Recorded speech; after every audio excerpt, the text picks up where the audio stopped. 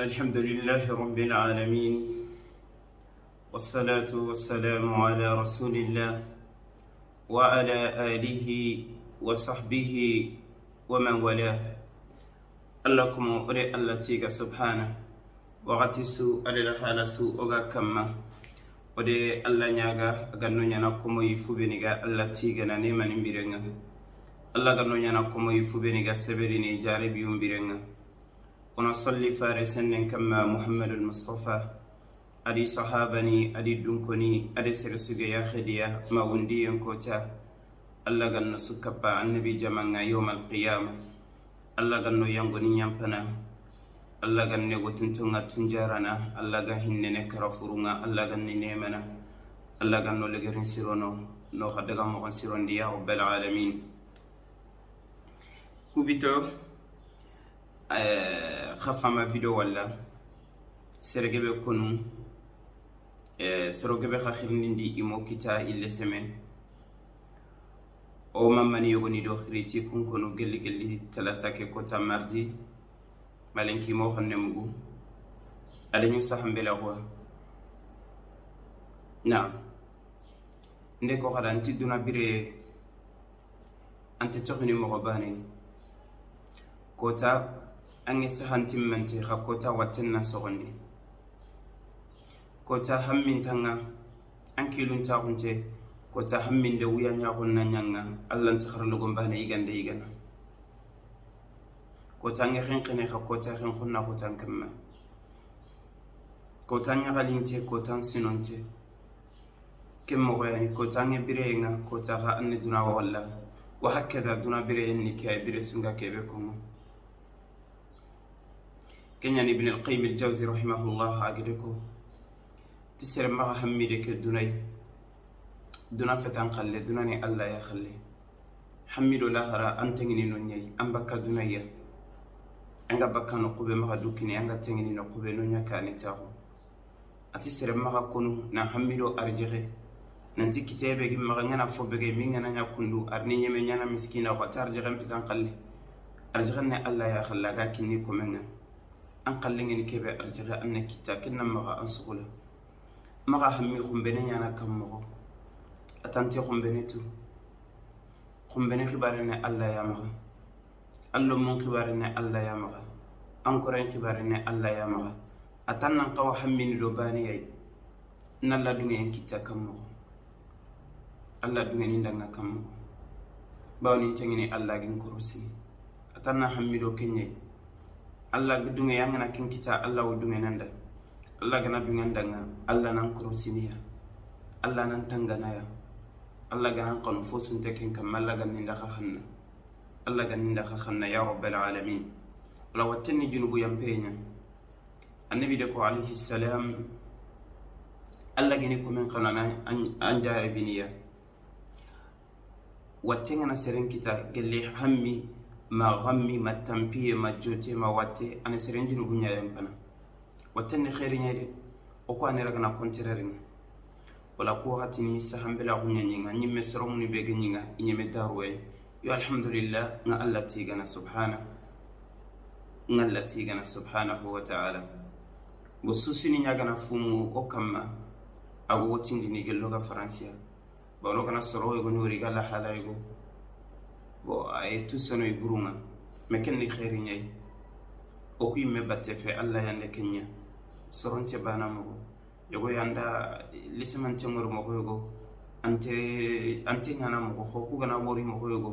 ano bakko mo nya ye mekenni khairi nyay alhamdulillah watun qabuno kita kundu no kaba wonte telle no ku ado sigindi video bagandinde alhamdulillah ona tunanti wotun to beni ganonga ikhala halane kundo ona ko to watten to khentun Allah kan ne jarabi ku tungana oda khasu ya rabbal alamin walakin yani ta khage fama video ni walla o hajunge duwange nga siri Allah kan ne sahanya no la khasu la yogoni do khiri gelanga mulana lif ang mesaha yeli alla mawra misalla qayle saqawati nabi ngrakatanga anali vijare francia ntalla kan ne ndakhatu gana kesuya alhamdulillah qad wara kunna mutiya qad wara watino kipa wansahu ina soro mun lo gay ona kota tun to hebe ga watenga kharsa naam kene khairi nya xam maka kon wala sake sorbe ni gana appel ndeberi iga ntokita maka butu maka nyokote walma ojo ni ngana ri geme jabi fene onte ballana seresu ojo jabi onte du fungunu kenda onte ballana appel jabi kan mo kitata qade simma kana ro holla siren no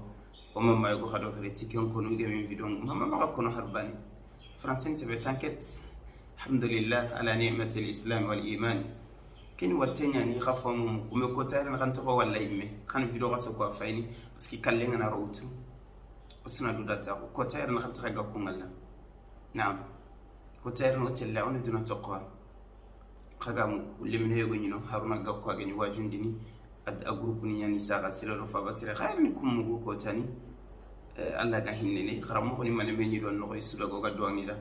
o gatelle khagna kono watenga o gna kara antu kallen kono telle sikanti naam tongi na khan khawanan kono khana do da ngalla ga ne wiide yon ki sahanya no la khasula ya rabbal alamin la ona ro khol la siren no na pisa go ko ndum pisa ke ko mo ko mo ko go nanti akhi yo gana ma ga meselle me ke ko mo ko tanara ke tu sene nanti anya akhi tana ma ke ma feti akelle nyagare nyana aga meselle ala nyagare nyame saha na ko nanti simme suru siro nyani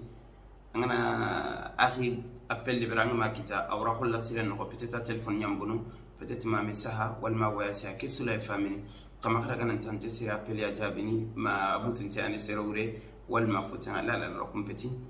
kenyani angana simme siringa asire nyani ko fon no nga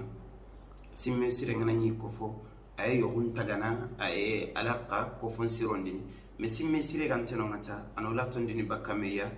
ane kilenya kinne shetani agarono sapani de menaha kelenya garenya me saha tada daga optalinga igiro ornasi bekine ornasi ke jonkom puma kam masiri alante tugana adi telephone nyawtu adi menjangel laga adi khiri telephone nga assalamu alaikum akhi korem mo kati fulani ani mpay optalinga lemme nyame selle walma mimma imma me selle agi ma optalinga me ornasi ni begele kininga lanti tugana Allah wonde mana Allah ganni ndakhade mana ba woni duna jarabi nyan Allah do jarabi time lenki khotangin kam Allah wonde mana ba ade ko akhi kedanga imen jangi nyani men janginti Allah winduku eri me haqqi wal ma windugu wutinne haqqi mingeri inshallah nande ma ornas ke tugande à peu près 15-20 minutes asaga de men jangi keni moronkiri ane répondre anda message ngere message kente jabini agana khiri tasane répondre abutu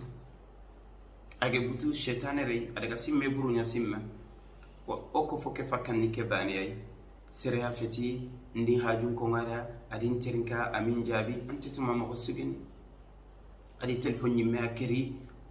digam bure sunte jikku bure sunte agante utagaro no ke men jange kam Allahu akbar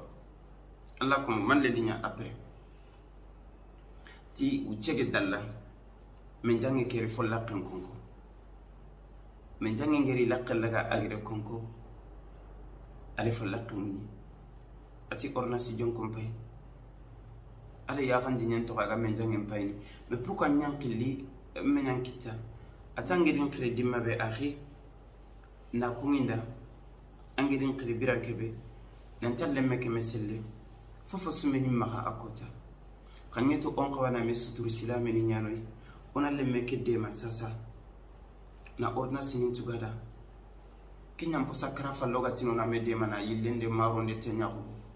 kinyam po su ogatino na lidambe ko ngenya deberi ndegin telephone ya gaga ndim pisi nya bege na daga gaga angin qilangi min kita mani ngere kliya kita fena gin telephone ke khobun nan ke fa bonondi nanti sere fanti message jabini ami appelé wutu jankare ga telephone gaga aya xamne maga kembir kemme telephone ga maga magaga me jange kira gaga ha khal simpay itun qobo ati won atamunu man atin ke mesim sira simma katanga angi me ngappeli ke jabi an telephone ga répondre